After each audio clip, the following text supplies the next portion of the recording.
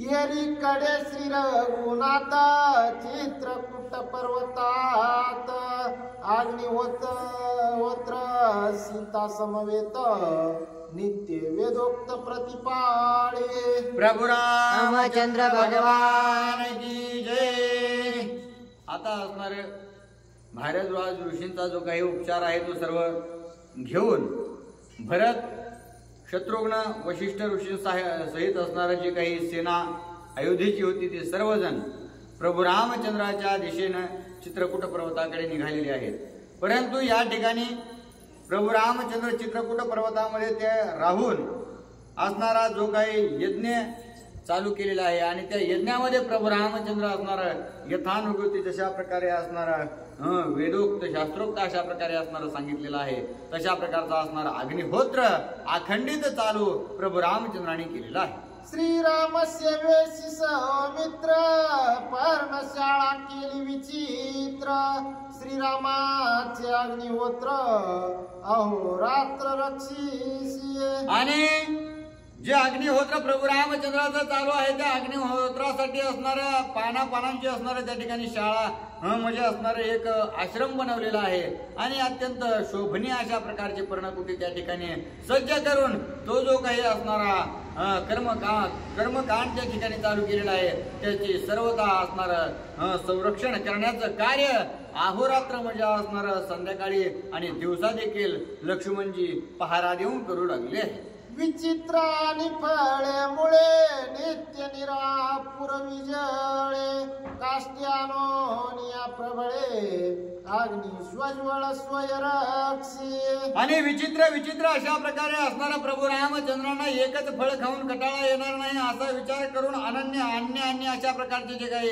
फळ आहेत ते असणारा प्रभू रामचंद्रांना आणून द्यायचं आणि अत्यंत शीतल अशा प्रकारचा असणारा गार थंड आणि शुद्ध अशा प्रकारचा असणारा पाणी सुद्धा प्रभू रामचंद्रांना अखंडित पोच करण्याचं कार्य लक्ष्मणजी करू लागले। आणि त्याचबरोबर असणारं अग्निहोत्रासाठी यज्ञासाठी जे काही सरपण वगैरे लागणार आहेत जे काही असणार त्या ठिकाणी इदमा लागणार आहेत त्या सर्व पूर्ती करण्याचं कार्य लक्ष्मणजी करू लागलेले आहे। राम सीतेचे चरण शाळन नित्य नेमी करी लक्ष्मण जैसी लक्ष्मी नारायण या बुद्धिपूर्ण पूजित। आणि लक्ष्मणजी या बाकीच्या वरकड गोष्टींनी तर प्रभू रामचंद्राला असणारा सहकार्य करण्याचं सेवा करण्याचं कार्य करू लागले परंतु नित्यानं असणार प्रभू रामचंद्र आणि सीतामाईचं त्या ठिकाणी दररोज पाय धुवायचे आणि त्याचं तीर्थप्राशन करायचं अशा प्रकारचे अखंडित कार्य असणार जशा प्रकारे असणार भगवान विष्णू आणि लक्ष्मी मातेचीच आपण सेवा करतो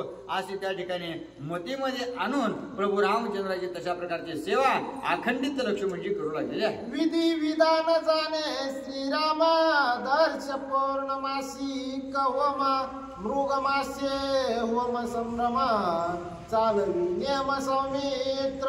आणि आता असणारा सर्व जे काही विधी आणि विधान प्रभू रामचंद्रांना माहिती असं म्हणण्यापेक्षा प्रभू रामचंद्रापासूनच असणार ते सर्व आलेलं आहे आणि त्याच्यामुळं प्रत्येक असणाऱ्या पौर्णिमेला प्रभू रामचंद्र काय करायचे तर जे काही हरिण आहेत त्या हरणाचं मांस असणाऱ्या आहुतीमध्ये ते यज्ञामध्ये सोडण्याचं कार्य प्रभू रामचंद्र करू लागले आहे।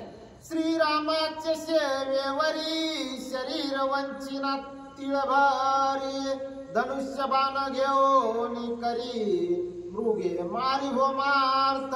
आणि प्रभू रामचंद्राचा जो काही यज्ञ आहे तो यज्ञ अत्यंत सफल असा प्रकारचा व्हावा त्याच्यासाठी असणारा लक्ष्मणजी अत्यंत आटोकाटीने आपला सर्व काही प्रयत्न करू लागले आहेत। कोणत्याही गोष्टीमध्ये न्यूनता नसावी असा विचार करून लक्ष्मणजी सर्व काही कार्य त्यांना पूर्तता करण्याचं कार्य करू लागलेले आहेत। आणि आपलं जे काही धनुष्य आहे धनुष्य उचलून घेऊन आपल्या सोबत असणारा वनात जायचे आणि जाऊन असणार जे काही हरण आहेत त्या हरणाची शिकार करायचे आणि ते घेऊन असणार प्रभू रामचंद्रापाशी आणायचे अशा प्रकारचं अखंडित कार्य लक्ष्मणजी करू लागले आहे।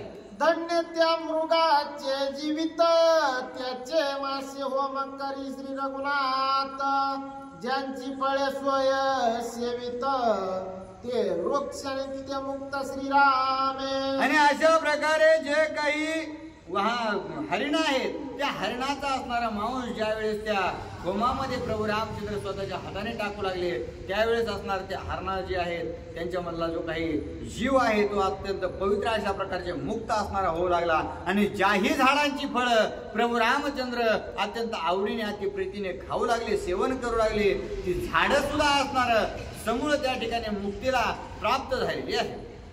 ईदमा बैरस कुशास्तरण श्रीराम उतारले तृण पाया तळी येते पाषाण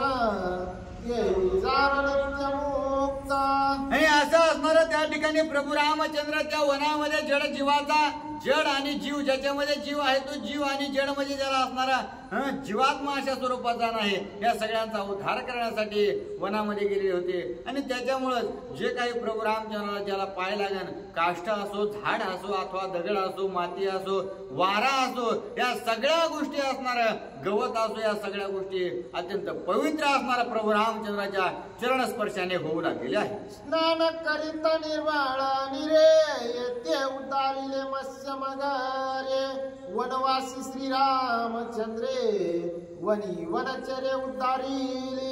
आणि प्रभू रामचंद्र असणाऱ्या ज्या नदीवरती पाणी पिण्यासाठी अथवा असणारा हात पाय तोंड धुण्यासाठी जाऊ लागले आणि त्याच ठिकाणी ज्यावेळेस प्रभू रामचंद्राच्या सेवेतील जे काही पाणी त्या नदीने पडू लागलं ते पाणी असणारं सेवन करून त्या नदीतील जे काही जलचर आहेत मासे आहेत मगर आहेत कासव आहेत ते असणारे ते प्राशन करून अत्यंत पवित्र अशा प्रकारचे मुक्त होऊ लागलेले आहेत. आणि त्याचबरोबर जे वनचर त्या जंगलामध्ये राहणारे आहेत वाघ आहे सिंह आहे कोल्हा आहे ससा मुंगूस हे सगळे असणारे प्राणी प्रभू रामचंद्रांना पाहिल्या बरोबर असणार मुक्ततेचा आनंद प्राप्त करून घेऊ लागले. करावया जगद उद्धारण श्रीरामाचे वन प्रयाण ज्या ज्या घडले राम दर्शन ते जाण उद्धारिले. आणि प्रभू रामचंद्राचा अवतारच असणारा जड जीवांचा उद्धार करण्यासाठी आहे. गादीवर बसून निसता असणारा अयोध्ये पुरताच मर्यादित अशा प्रकारचा असणार त्यांचा अवतार कार्य नाही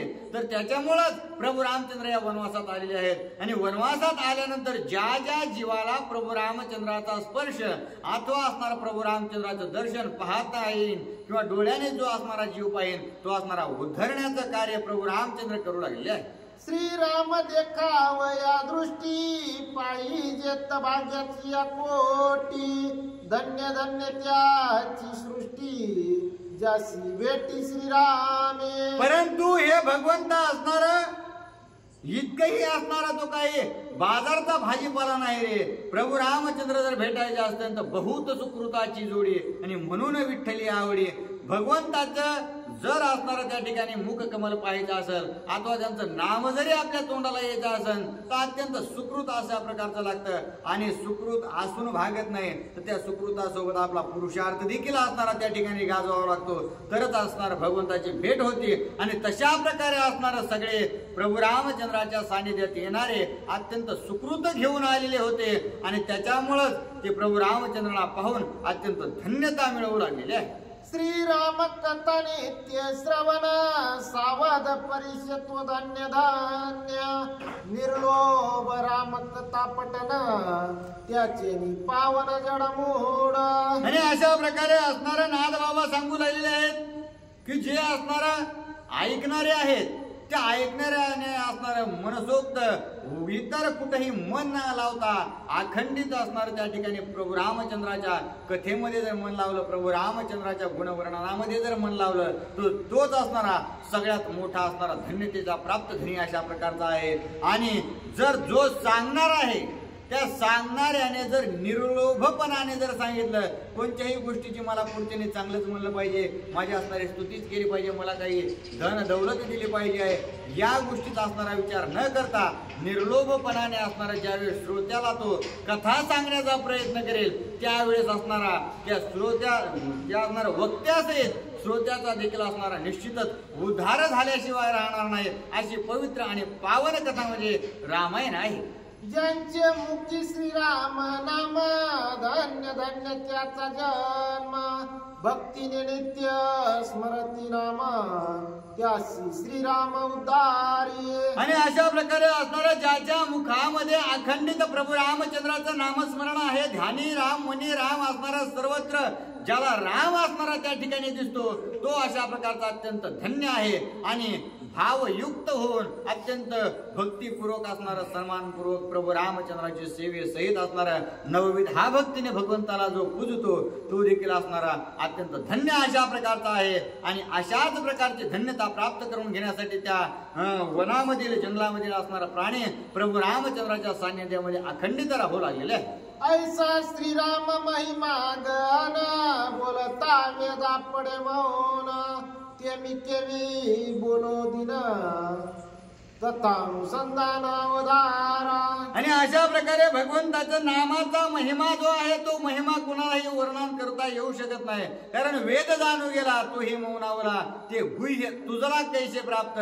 कारण जर वेद प्रभू रामचंद्राचा महिमा सांगू शकत नाहीत, प्रभू रामचंद्राचं गुण वर्णन सांगू शकत नाहीत, करू शकत नाहीत, तर आपण अत्यंत बारीक अशा प्रकारचे जीव आहोत. आपण कशा प्रकारे असणार प्रभू रामचंद्राचा महिमा सांगू शकतो. त्याच्यामुळे आपल्याला जितका सांगता येतोय.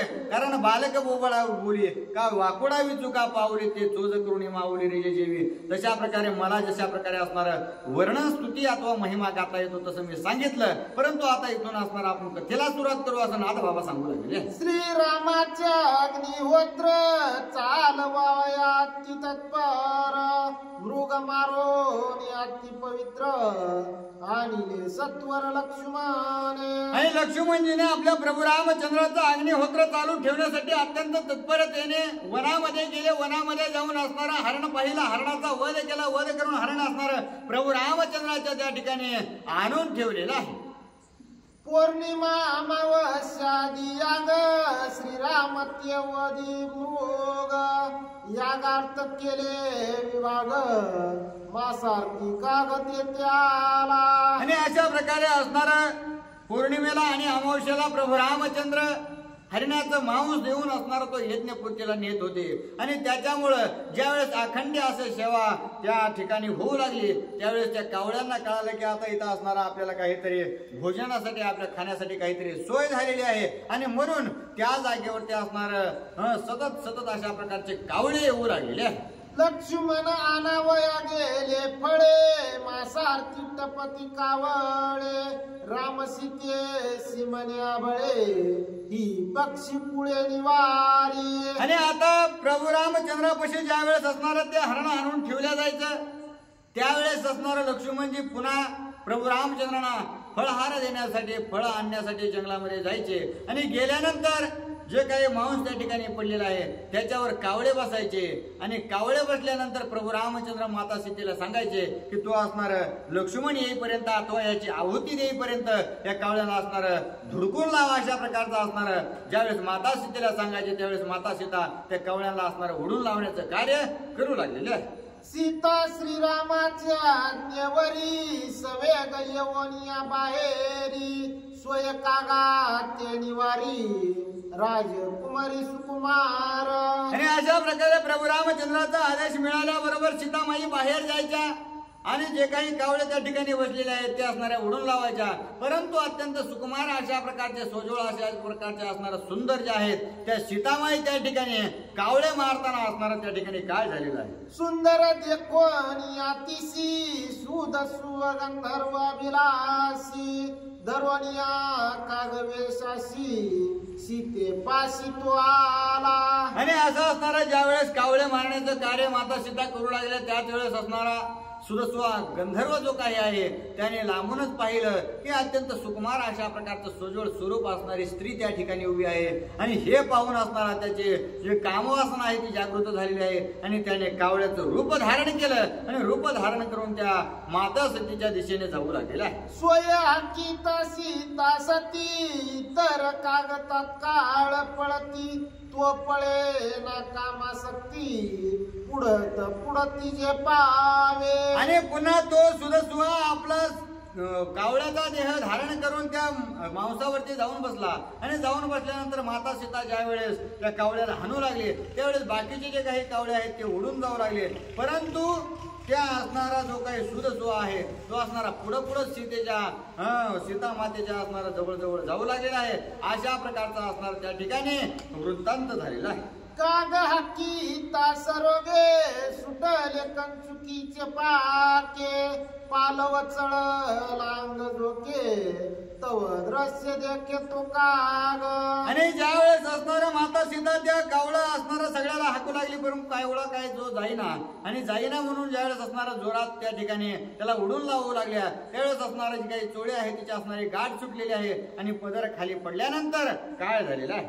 मुक्त कुच दिशे सुंदरी हार रुळे कुचावरी देखो निकाग कामाचारी हृदयावरी जे पावे. आणि ज्यावेळेस अशा परिस्थितीत माता सीता असणारा त्या कावळ्याला उडून लावू लागल्या, त्याच वेळेस ती असणारी स्थिती त्या सुदसुवा असणाऱ्या गंधर्वाने पाहिली आणि पाहून असणारा तो कामासक्त झालेला आहे आणि पुन्हा त्या ठिकाणी पुढं पुढं सरकू लागलेला आहे. पाके झडपोनी अतिशी नके ओराबडली कुचासी चंचुने चुंबोनी मुकाशी केली कासाविसी जानकी. आणि अशा प्रकारे असणारा तो कामासक्त झाल्यामुळे तो पुढं पुढं गेला आणि माता सीतेच्या असणाऱ्या त्या ठिकाणी छातीवरती त्याने नख्याने वरबडलं आणि वरबडून असणारा त्या ठिकाणी मुखचुंबन त्या ठिकाणी घेतलेला आहे आणि तो जो कावळा आहे तो असणार तिथंच घिरट्या घालू लागलेला आहे.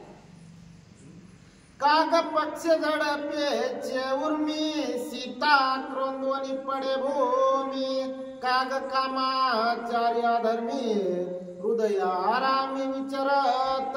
आणि अशा प्रकारे असणारा ज्यावेळेस असं नख त्या माता सीतेला लागल्याबरोबर माता सीता असणारे आक्रोश करू लागलेले आहेत आणि आक्रोश करीत असताना देखील तो जो असणारा कावळा कामासक्त झाल्यामुळे त्या ठिकाणाहून हलनाच झालेला आहे, तो पुन्हा पुन्हा असणारा त्या ठिकाणी येऊ लागला आणि पुन्हा पुन्हा असणारा माता सीतेला असणारा त्रास देऊ लागलेला आहे. काग बैसला हृदयावरी सीता कगाग्रे निवारी चंचुक्ष ते करिता करी हाका मारी आक्रोश.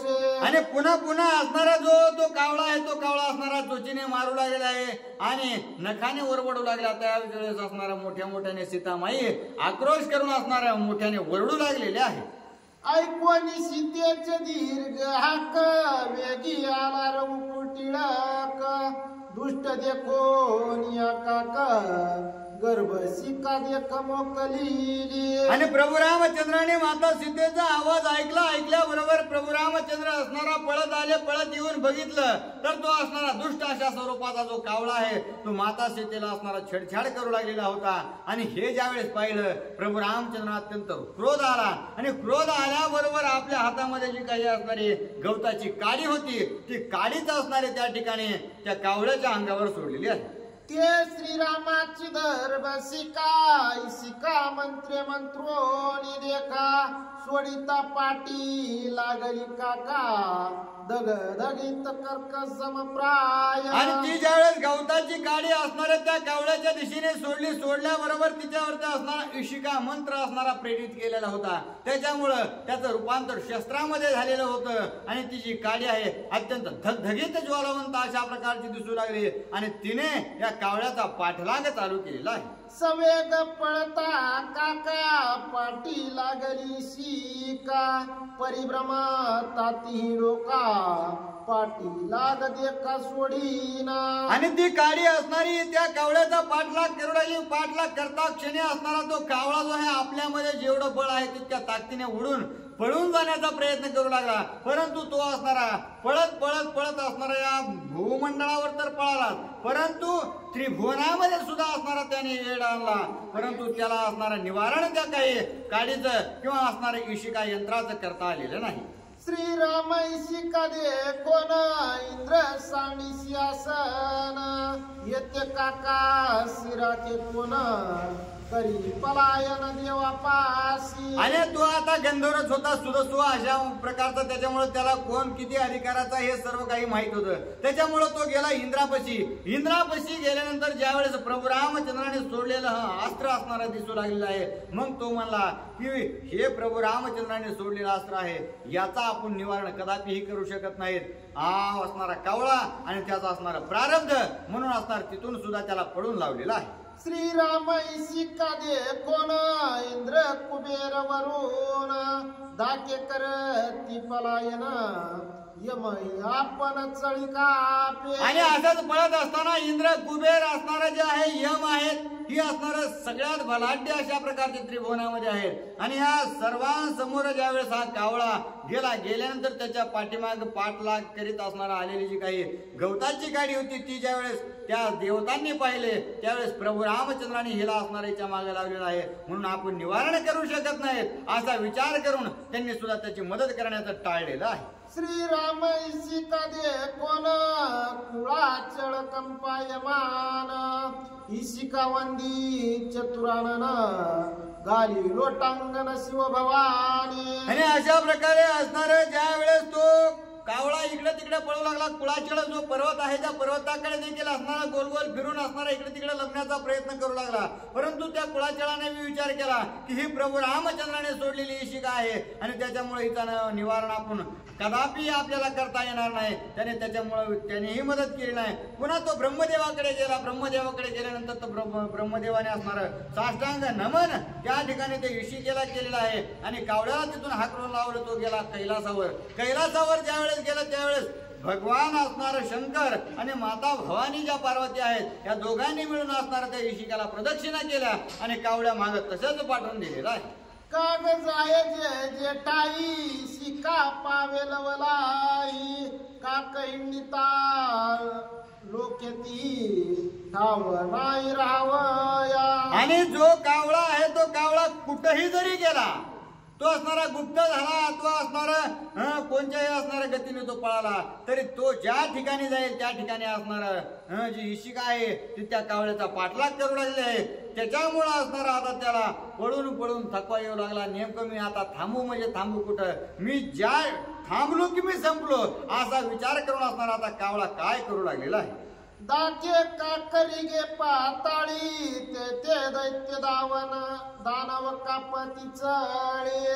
श्रीराम इशिका करील होळी ती तात्काळी वडीले.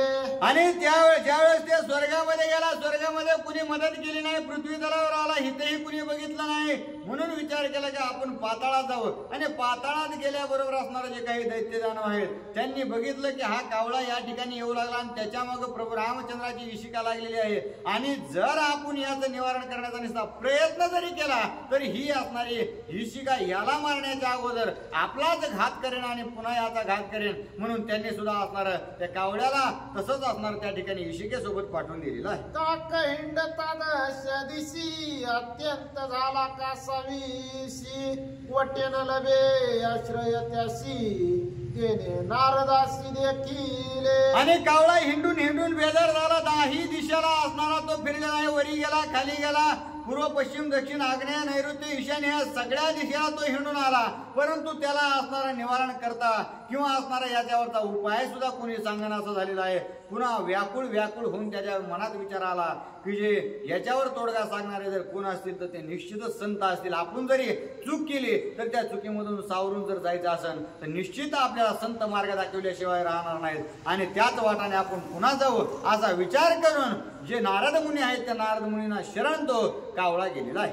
धरिले नारदाच्या पायासी म्हणे इशिका निवारी देवऋषी तो म्हणे शरण रिगे रामासी तो शरणांगतासी न मारी. आणि त्याच वेळेस असणार नारद मुनीच्या तो पाया पडला आणि पाया पडून बोलू लागला की हे ऋषीवर्य तुम्ही असणार संत जन अशा प्रकारचे आहात आणि तुम्ही कसल्याही पाप्याला उधारून नेण्याचं कार्य करता. मग असणार माझ्याकडून अत्यंत अगाध अशा प्रकारचं पाप झालेलं आहे आणि त्याच्यामुळं हे प्रभू रामचंद्राने त्याच्या असणार त्या माझ्या पापामुळं माझ्या मागे ही इशिका लावलेली आहे. ती निश्चितच माझा घात करणार आहे आणि त्याच्यामुळं मला जिवंत राहण्यासाठी काहीतरी उपाय सांगा असं म्हणल्याबरोबर नारदांनी सांगितलं की हे बाबा याचं निवारण माझ्याकडे नाही पण मी तुला एक उपाय सांगू शकतो की तू प्रभू रामचंद्रांना शरण जा आणि तू जर प्रभू रामचंद्रांना शरण गेलास तर ते निश्चितच असणार तुझं रक्षण केल्याशिवाय राहणार नाहीत. कारण ते शरणागत शरण्य अशा प्रकारचे आहेत आणि त्याच्यामुळं तू निश्चितच त्यांचा जर आधार घेतला तर जीवे वाचतील अशा प्रकारचा उपाय नारद मुनीने सांगितला. ऐकूनी नारदाचे वचन काके केले पुनरागमन श्रीरामा तुझ्या चरणा शरण माझे प्राण वाचवे. आणि आता तसं सांगितलं बरोबर असणारा तो कावळा पुन्हा असणारा आपल्या गतीने प्रभू रामचंद्रापाशी आला. आणि प्रभू रामचंद्रापाशी आल्याबरोबर असणार त्याने साष्टांग नमन त्या ठिकाणी प्रभू रामचंद्रांना घातला आणि म्हणू लागला की हे प्रभू रामचंद्र, मला असणारा माफ करा, माझ्याकडून असणारा अगाध अशा प्रकारची चूक झाली, मला असणार मूढ बुद्धीने मी अशा प्रकारचं वागलेलो आहे. अशा प्रकारे असणारा काकुळती येऊन प्रभू रामचंद्रांना तो कावळा बोलू लागला. वंदवनी श्रीराम लोटांगणी, काक बोले मनुष्यवाणी, इशिका धग धग ती दे कोणी, आश्चर्य मानी जानकी. आणि ज्या वेळेस तो कावळा असणारा पाया पडू लागला, खाली मान घालून प्रभू रामचंद्रांना बोलू लागला आणि कावळा बोलू लागला. आणि पुन्हा त्याच्या मागे असणारा इशिका काडी रूपी अस्त्र त्याच्या मागे लागलेला आहे. हे ज्या वेळेस त्या ठिकाणी माता सीताने पाहिलं त्यावेळेस असणार त्यांना या सर्व गोष्टीचा आश्चर्य वाटू लागलेला आहे. काक म्हणे कर गुणाता, थोर अपराध माझे माता, शरण आलो मी तुझ सर्वता, न माराव्या राघवा. आणि हे प्रभू रामचंद्रा, मी असणारा या ठिकाणी जे आहे ते महान अशा प्रकारचं अत्यंत दुर्धर असं पाप केलं आहे. ब्रह्म हाते समान असणारा पाप केलेला आहे.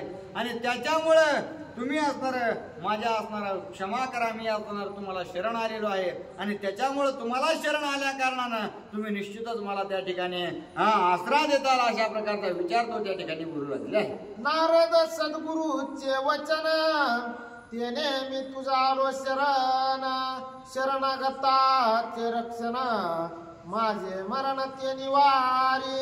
आणि अशा प्रकारे असणार नारद मुनींपाशी मी गेलेलो होतो आणि त्या नारदांनी मला सांगितलेलं होतं. आणि त्याच्यामुळेच मी तुमच्यापाशी आलो, कारण संतांनी सरता केलं होतं ईशापरी. तुम्ही संतांनी सांगितल्यामुळं मी तुमच्या असणाऱ्या पायापाशी आलेलो आहे. आणि मी तुमच्या शरण आल्यानंतर तुम्ही मला निश्चितच वाचवाल अशी ग्वाही नारद मुनींनी दिली होती. आणि त्याच्यामुळंच तुम्ही मला असणार त्या ठिकाणी जीवदान द्या अशा प्रकारची असणारी विनंती ते जो कावळा आहे तो प्रभू रामचंद्राकडे करू लागलेला आहे. मरणा भेनेची पळता, थोर सिन लोगा रघुनाथा, सद्गुरुने हात ठेविला माता, म्हणून आता शरण आलो. आणि कावळा बोलू लागला की हे प्रभू रामचंद्रा, माझ्याकडून असणारा अगाध अपराध घडलेला आहे. आणि त्याच्याच असणार त्याची असणार अपराध केल्यामुळं तुम्ही अस्त्र माझ्या मागे सोडलं. आणि अस्त्र माझ्या मागे सोडून असणार मला मरणाची भीती वाटू लागली. आणि मरणाच्या भीतीमुळंच असणार मी संतांना शरण गेलो. आणि संतांनी मला असणार जन्म मरणाच्या मुक्तीचा असणारा मार्ग सांगितला. आणि त्याच्यामुळंच तो मार्ग म्हणजे तुमचे चरण, आणि त्या चरणामध्येच मी आलेलो आहे. आणि त्याच्यामुळं तुम्ही मला निश्चितच वाचवाल अशा प्रकारचा विचार त्या ठिकाणी कावळा प्रभू रामचंद्रांना बोलतो.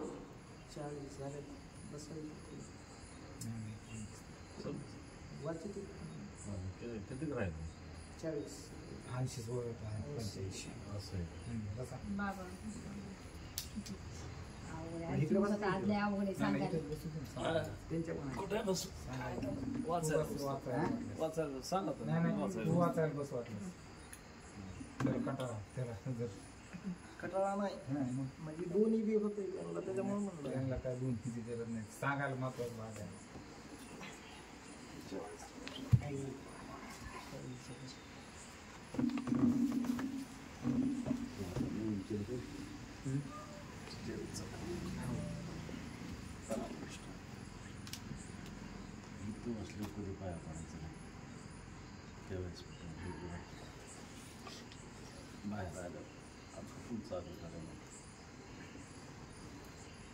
प्रभु रामचंद्र भगवान की जय. भुवन सूत हनुमान महाराज की जय. शांति ब्रह्म एकनाथ महाराज की जय. रेणुका माता की जय. नारदे सांगितले कानी, जानकी माता जगज्जननी, ते म्याभिलाशिली कामे करुनी, मातृगमनी महादोषी. प्रभु रामचंद्र भगवान की जय. हनुमान महाराज की महाराज की जय. सर्व सज्जनांच्या चरणी साष्टांग दंडवत. किष्किंदा आपलं हे अयोध्याकांड. अयोध्याकांडामधला किती प्रसंग आहे? 14वा प्रसंग. गोड असं चिंतन चालू आहे. संतांची भेट झाल्यानंतर जीवनामध्ये काय होतं. कथानक तुम्ही सगळं ऐकले, त्याच्यामुळे आता ते पुन्हा रिपीट करत नाही. तुम्ही ऐकलंय, उलट माझ्यापेक्षा तुम्ही नशिबाने, तुम्हाला पुन्हा पुन्हा ऐकायला भेटतंय. आम्हाला हे ऐकायला भेटत नाही. 3 दिवसापासून प्रयत्न चालू इकडे यायचं, तेव्हा आज कसं तरी रामरायाची इच्छा झाली. म्हणून कावळ्याला नारदाची भेट व्हावं लागली आणि त्यानं सांगितलं की सीता आई साहेब कोण आहे? जगदजननी. जगताचं ज्याच्यापासून सर्व निर्मिती झाली ती आदिमाया शक्ती जगदंबा माता साक्षात स्वरूपीने सीता आई साहेब आहेत. जशी आपली रेणुका माता, आपली चोंडेश्वरी माता, आपली तुळजाभवानी माता, हे सर्व आदिमायेचे स्वरूप आहेत महाराज. आणि या आदिमायेचं मूळ स्वरूप ते सीता आहे. आणि त्याच्यामुळं तू काय कर, जिथून आला तिथं परत जा. म्हणजे त्याच आईसाहेबाचे चरण धर, त्यांनाच तू शरण जा. कारण या व्याधीतून, या दुःखातून तुला दुसरं कोणी मोकळं करत नाही. महापातके ज्याच्या माता तुही श्रीराम स्मरता, पातके जावनी तत्वता होय सरता वैकुंठी. अरे किती पाप्यातला पापी असू द्या, किती पाप्यातला पापी, पण त्यानं जर माझ्या रामरायाचं नामचिंतन केलं, अखंड भजन केलं, तर तो काय होतो महाराज, पापी तर राहतच नाही, पण तो एवढा पुण्यात्मा होतो, तो फक्त स्वर्गाला जात नाही म्हणले. काय म्हणजे शब्द आहेत हे नाथबाबाचे, या शब्दावर अशा बारकाईनं लक्ष लागतं. आपल्यासारखा सरळ नसतो, तो स्वर्गाला जातो, स्वर्गाला गेल्यानंतर पुन्हा यावं लागतं. मग तो कुठं जातो म्हणले? वैकुंठाला जातो, पाप्यातला पापी. कशामुळं? नामचिंतनामुळं. आणि तुम्ही लय नशीबवान आहेत. आता किती वर्ष आहे आपलं बाबा? आज बाबा कुठं दिसत मला, बाहेर गेलेले थोड्या वेळा.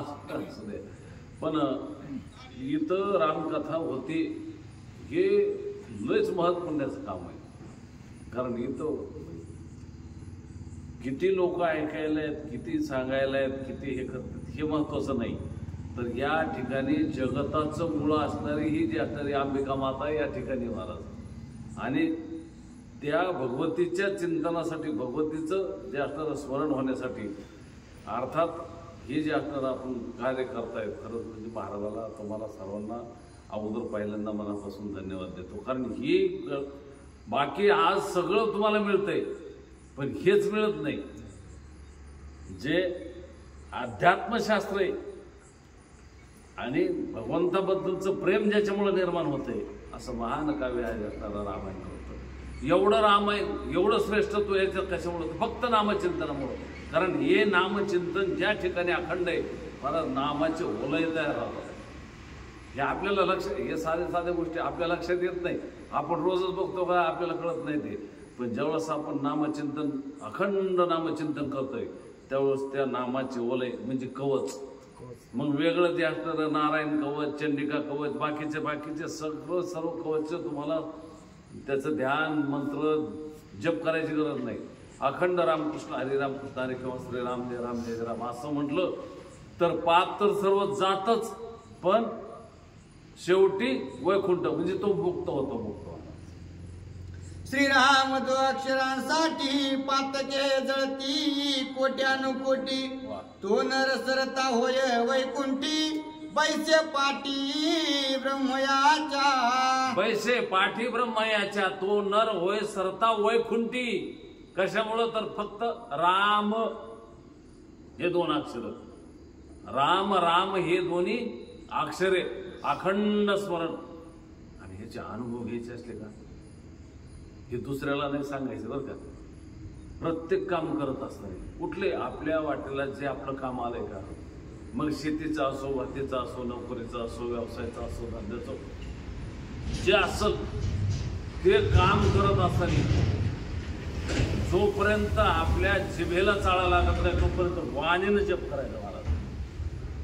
अखंड श्रीराम जय राम जय जय राम, श्रीराम जय राम जय जय राम, श्रीराम जय राम जय जय राम.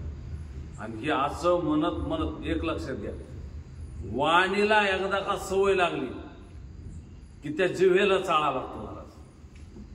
कारण खादलीच खावी वाटे, भेटले भेटे आवडी, वीट नाही पांडुरंगी आणि वाड्यांगी अर्थते. मनामध्ये तोपर्यंत जप करायचा जोपर्यंत मनामध्ये ध्यानामध्ये अखंड रामरायाची मूर्ती येत नाही. आणि एकदा का वाणीतून ते नामचिंतन एकदा का हृदयापर्यंत गेलं, आपल्या अंतःकरणापर्यंत गेलं की मग जप पुन्हा करायची गरज पडत नाही. बरं, जप पुन्हा करायची गरज पडत नाही, तो आपोआप व्हायला लागतो महाराज. ही वैखरी आहे. इथं मध्यमा आणि शेवटी परावानी. हा परावानीच्या पलीकडचा विषय होतो महाराज. थोडक्यात हे गमतीदार आहे की प्राणमय कोश वेगळा म्हणजे स्थूल देहाच्या निमित्तानं, मनोमय कोश वेगळा, आनंद. आणि हा जे असतो तो विज्ञानमय कोशाच्या पलीकडे आनंदमय कोश असतो. आणि एकदा आनंदमय कोशामध्ये ती का अंतर्मनामध्ये एकदा रामरायाची अशी मूर्ती स्थिरावली की हनुमंतरायाचा जप तुम्ही पहा, इथून पाठीमागं सर्व संतांची सर्व चरित्र तसेच आहे. काय हम बैठे आराम, हमारा जप करे हमारा राम. कबीरजी म्हणतात ना, का काय म्हणतात, मी आरामात बसतो आणि मग तुमचे जप कसं, म्हणजे माझा आराम जप करतो. म्हणजे एवढी साधनेची तीव्रता, अशी साधनेची तीव्रता किती मुक्तता आहे. श्रीराम नामाचा प्रताप, पापे निर्दळती अकल्प, माझे तव पाप अल्प, मी निष्पाप श्रीरामे. हे कोण म्हणतंय, ज्यानं पाप केलंय ते म्हणत अरे या नामामुळं नामेची तारिले कोट्याने हे कोटी, नामे हे वैकुंठी बैसविले, किती जास्त राजा मेळा पाप राशी आणि तो हे गेला वैकुंठाशी. एवढं सामर्थ्य. आणि मग त्या बाकीच्या तुलनेत जर विचार केला तर माझं पापच किती, अतिशय थोडं आहे. आणि साक्षात बाकीच्याला तरी फक्त नाव घ्यावं लागतंय. आता तर देव साक्षात ज्याचं नाव हेच आहे तो हे कुठे माझ्या आता दृष्टी पुढे समोर आहे ना तो मानत होता. कारण तुझं पाहता सामोरी आणि दृष्टी फक्त आणखी चित्तात तो गेला नाही म्हणून पुढे वाचा. श्रीराम नाम स्मरत वाकुटी, कली कलमशा होय तुटी, तो श्रीराम देखता दृष्टी, पापाची गोष्टी मज नाही. तो श्रीराम देखता दृष्टी, पापाची गोष्टी मज नाही. अरे कोट्यानो कोटी कसले पाप असल तर त्याचं नुसतं नामचिंतन केल्याबरोबर तर जात आहे तर तो साक्षात ज्या या ठिकाणी दर्शन नामचिंतन खरं म्हणजे अहो भाग्य. असा भाग्यवान आहे मी महाराज की या ठिकाणी साक्षात प्रभूचं दर्शन आहे मला. श्रीराम मूर्ती आणि ध्यानी सकळ पापा होय धुनी, तो श्रीराम देखिला नयनी, पाप त्रिभुवनी मज नाही. नुसतं त्याचं नामचिंतन केल्याबरोबर नाव देवाचं घातल्याबरोबर जर अशी अवस्था होते कोणती की सर्वची सर्व पाप नाही कलिमल मागच्या माझा शब्द आहे. असं ध्यान दिलं की बरोबर लक्षात जातं. नाही तर मग ते सगळं मागचं मोरण मोरचं माग बरोबर. या कलियुगात कारण कलितद हरि कीर्तन या ठिकाणी कलियुगातला सर्वात मोठा जर गुण असेल तर तो विमल नावाचा गुण आहे. आणि तो गुण प्राप्त व्हायचा असेल तर त्याला नामचिंतनच आहे. असं नामचिंतन करता करता प्रभूची मूर्ती अंतःकरणामध्ये एकदा का ठसावली आणि मी तर माझ्या नयनानं तो श्रीराम देखिता दृष्टी, मी साक्षात जास्त या ठिकाणी देवाला पाहिले, त्याचं नामचिंतन घडले. आईसे बोलून आपण काके वंदिले श्री रामचरण, सीतेशी घातले लोटांगण, मने कृपा पूर्ण मज करी. पश्चातापेन शुद्धता. पश्चाताप झाला महाराज, माझ्याकडनं चूक झाली परंतु आता मला कळालं. जोपर्यंत कळालं नाही तोपर्यंत मी मालक आहे.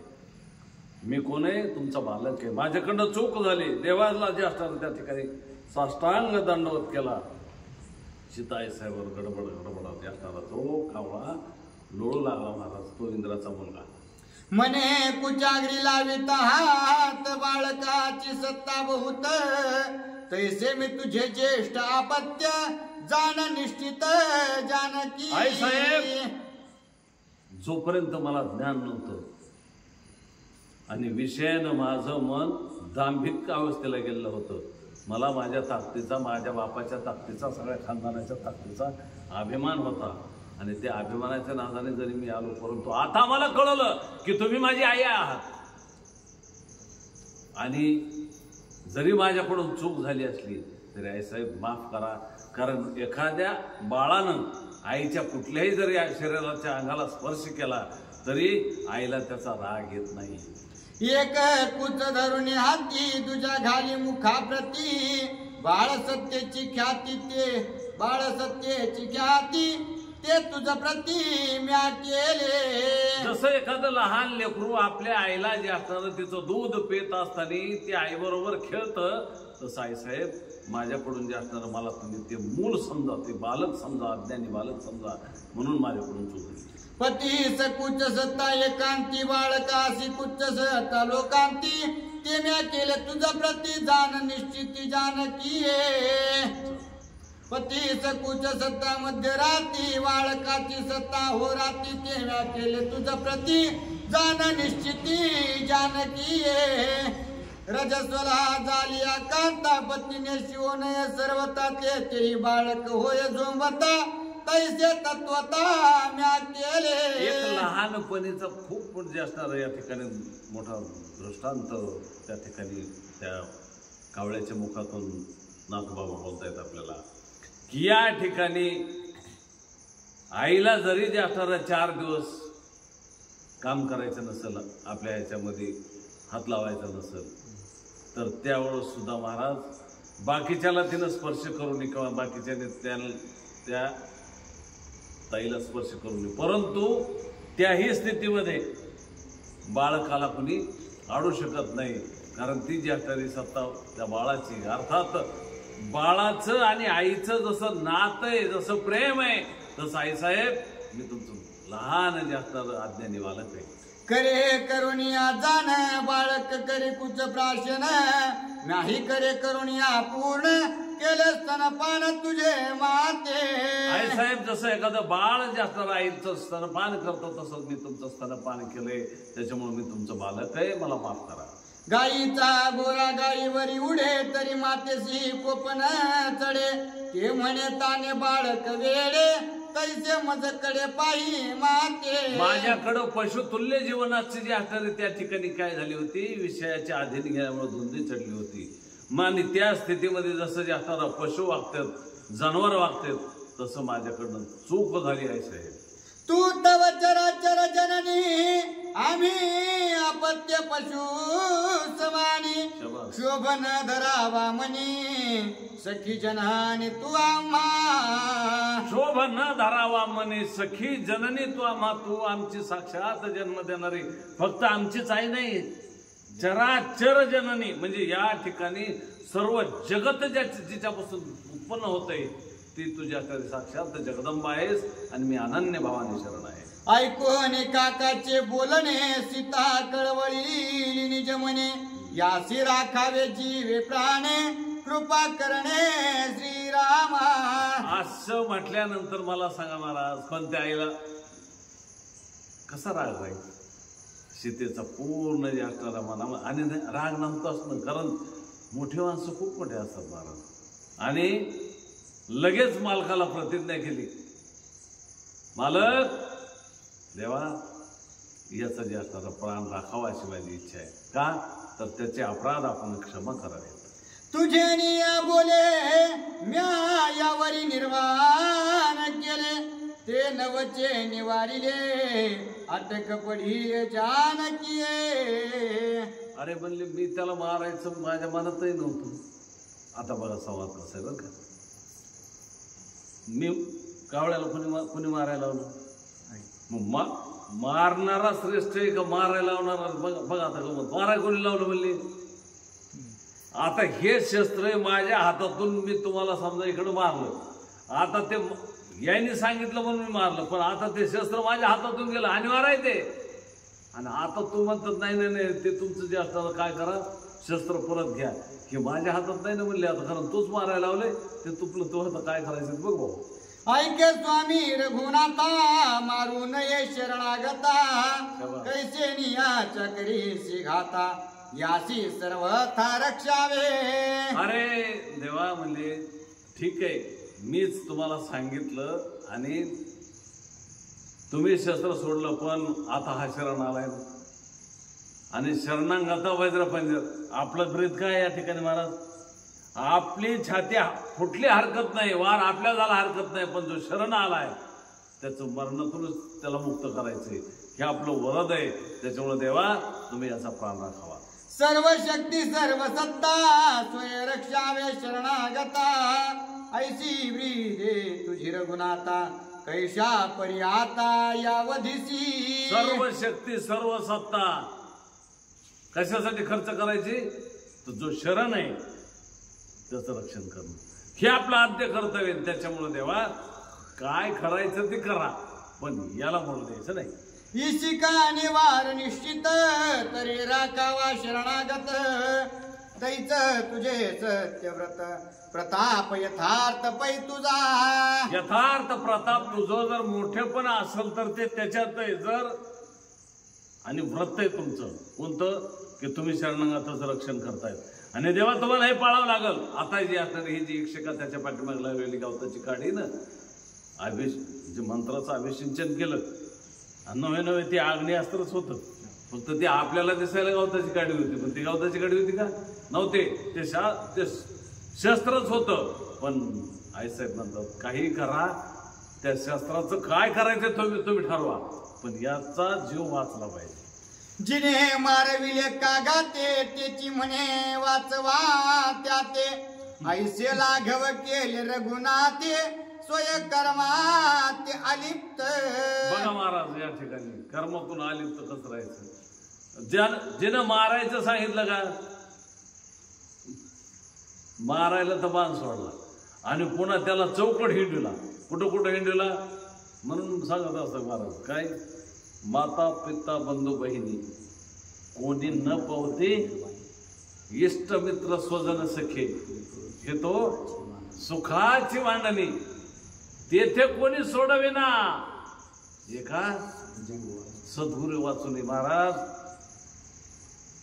आणखी दुसरं गाव म्हणून तुमच्या पाठीला रोजचा नको नको म्हणा, गुंतू माया जाळी आणि काळा आला जवळी आणि ग्रासा वाया, काळाची हे उडी पडेल माझे भान, सोडवेना तेव्हा माय बाप, सोडविना राजा. आता बघा इंद्र कोण होता? देवांचा देव असतो. 33 कोटी देवांचा राजा इंद्र, सोडविना राजा, देशीचा चौधरी आणि अनेक सोयरी भली भली, तुला कोणी सोडवत नाही. ज्यावेळेस प्रसंग येतो त्यावेळेस फक्त आणि फक्त देव आणि संत सद्गुरू हेच सोडवतात मला, दुसरं कोणी सोडत नाही. मग देव या कर्मातून आलिप्त कसा आहे हे ओवीचा भावार्थ बघा, लक्षात घ्या. आता पुन्हा थोडा आणखी मागे या की त्यानं सांगितलं मारायला तू लावलंय ना, मग हे मेलं तर पाहता कुणाकडं चाललं? सीतेकडं. आणि आता तीच वाचवायला सांगती. मग वाचवायचं जरी असलं तरी वाचविण्याचं पुण्य सुद्धा कुणाकडे चाललं? करता धरता कोण आहे हे कळलं पाहिजे बरं का. नाही ते हे सुटत नाही. माणूस नेमकं म्हणतंय मी केलं, तू काय केलं रताळा, तुला काहीच करता येत नाही. चला कळला काकाचा वृत्तांत, जाणून सीतेचे मनोगत, काय बोलीला श्री रघुनाथ, सावचित्त अवधाना. कावड्याने केलेली स्तुती हेही जी आचार्य ऐकली, सीतेचं मनोगत काय हेही समजून घेतलं. आणि आता जे आचार्य भगवंत श्री रामचंद्र काय बोलतात ऐका. ऐकून सीतेचा वचनार्थ, काकाशी नाभी म्हणे श्री रघुनाथ, तुझे वाचवावया जीवित, ऐक हितार्थ सांगेन. त्यावेळेस रामरायाने सांगितलं हे कावड्या जयंता, जयंत नावाने त्याचं बरोबर आहे, सुधस्वा सुरस्वा हा इंद्राचा मुलगा, बरोबर आहे. तुम्ही ऐकलेलं आता ते मला सांगितलं ऐकेपर्यंत. त्याला सांगितलं तू आता भिवू नको, नाविकार देऊन टाकला महाराज. पण आता मी काय म्हणतोय काय ऐकून घे. काय तू आता मरत नाहीस का? मरत नाहीस तर आमच्या घरच्यानं सांगितलं, आपल्या घरच्यानं सुद्धा सांगितलं. आपण कुठं आपण ऐकत नाही का? खरंच कुठे मला म्हातारपणी आम्हाला तर ऐकावंच लागतं. गोपाल कृष्ण भगवान की जय. इशिका निवार निश्चित तिने करावा तुझा प्राणांत, परी तू झालाशी शरणागत या लागी तिष्ठत राहिली जे. अरे बाबा तू काय तिथं तडक्यातून वाचवतो म्हणे या इशिकेच्या. पण गंमत अशी झाली ती जी आखरी थांबली का, म्हणजे तुझा मृत्यू जे थांबलाय त्याचं कारण असं की तू या ठिकाणी मला शरण आलेला आहेस. इशिका निवार दारुण तू वाचवावया प्राण, एकांग देशी आपण त्याने निवारण चालेल. पण गंमत अशी म्हणली शस्त्र माझ्या हातून सुटलेलं आहे. पण एक काम कर म्हणले, आता काय कर, कुठलं तरी तुझं एक अंग त्याला द्यावं लागलं. कारण त्याचा नियम आहे ना, त्याचा नियमच आहे तो ठरलेला. मग तुला काय करावं लागत. म्हणून बघा तुम्ही, जर आपण हरिभक्त असेल, अखंड देवाचं चिंतन करणार असेल आणि त्याच्या जीवनामध्ये जर गांडांतर आलं, मी गांडांतर हा शब्द वापरते बरं का, की साक्षात त्या टायमाला मृत्यू समोर असतोय. आमच्या आईसाहेबाला माहिती, तडाख्यातून तुम्ही त्यातून आला त्याच्यामुळे तुम्हाला चांगलं माहिती आहे हे गंडांतरच असतं मला. पण ज्याच्या जीवनामध्ये खरी भक्ती का, मग तिथं अंतकरण जे असणार प्रभूच्या चरणशी कृत झालं असतं, मग त्यावेळेस जे अंतकरणातून हाक मारलेली असते त्या टायमाला आपल्याला कुठलं तरी काय करावं लागतं. म्हणजे आपण म्हणतो ना, हातच माझा तुटून जाणार होता, पण काय झालं, एक बोट गेलं, एक बोट. मग त्या हौसाने सांगतो आपण लोकांना पुन्हा, नाही नाही बोटावून गेला, आता बोटावून गेलं. अरे बेटे ते बोटावून नव्हतं जायचं, ते तुलाच घेऊन जाणार होतं. पण कुठंतरी आपल्या जीवनातलं चांगलं कर्म, देवाची शरणागती, देवाची सेवा हे घडलेली. म्हणून आता कावळ्याला सांगते, बाबा रे तू आता मरणारच होता पण शरण आलास. तुझ्या आईची म्हणजे शेताईची इच्छा आहे, शेतीची इच्छा आहे की तू जगला पाहिजे. मग सांग आता तू कुठलं अंग देतोस तुझं. तुझ्या हिताला की जाण तुझा मी सांगतो आपण, एकांग करो निक्षिण आपुला प्राण वाचवी. तुझ्या हाताने सांग तुला कुठलं अंग क्षीण करून घ्यायचंय. ते जर तू तुझ्या हाताने करून घेतलंस तर तुझा प्राण नक्की वाचेल. काक म्हणे श्री रघुनाथा तुझी आज्ञा मी वंदीन माथा, एकांग घे सुख रूपता इशिका घाता चुकवावे. कावळ्याच्या जीवा जीवाला बरं का आता कावळ्याच्या जीवा जीवाला ते म्हणे, महाराज देवा तुम्हाला कुठलं हे कान घ्यायचं ना घ्या, पण मला वाचवा. काय आता मला वाचवा, तुम्हाला कुठलं वाटतंय ते अंग द्या, मी द्यायला तयार आहे. श्रीराम म्हणे काकाशी कोणांग तू देतोसी, ते देऊन शिकेसी तुझं निश्चयसी राखीन. काय म्हणले, नाही नाही तूच सांग कुठलं जे असणार, तू एक जे असणार शरीराचा अवयव एक पार्ट कुठला देतोस ते तूच सांग. तेवढंच ते शिका घेईल आणि तुझा जीव वाचल. काक म्हणे ऐका आता माझ्या इंद्रियांची व्यवस्था, अपराध असेल ज्याचे माथा त्याचे करी घाता इशिकास्त्रे.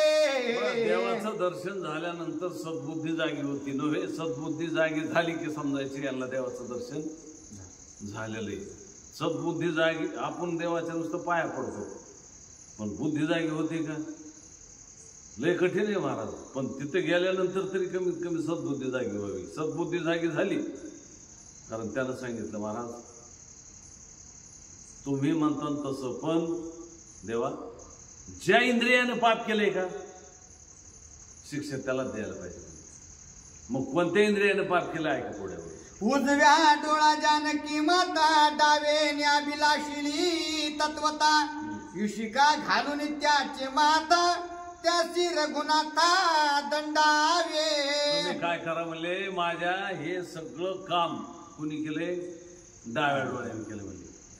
कारण उजव्या